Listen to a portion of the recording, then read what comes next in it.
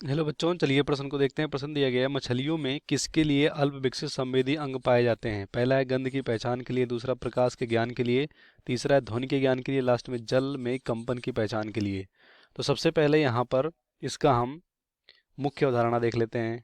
मुख्य अवधारणा। तो इस प्रश्न का जो मुख्य अवधारणा होगा, मुख्य अवधारणा यहाँ पर होगा मछली में संवेदी अंग। क्या होगा? मछली में संवेदी अंग। तो देखो, जो मछली होते हैं ये अधिकतर जलीय जीव हैं, ठीक है।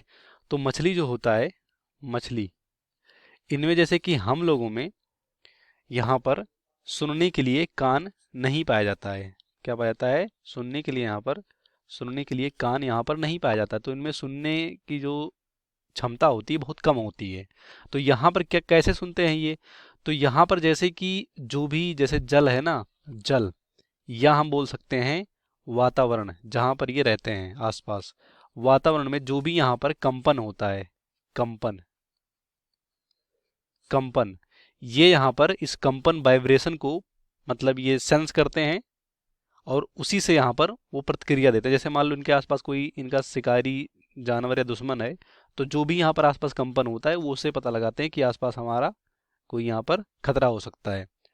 तो इस तरह से हम कह सकते हैं मछलियों में जो अल्प विकसित संवेदी अंग पाए जाते हैं वो किसके लिए? ध्वनि के लिए, क्योंकि इनमें ध्वनि के लिए विशेष कोई अंग नहीं होता है।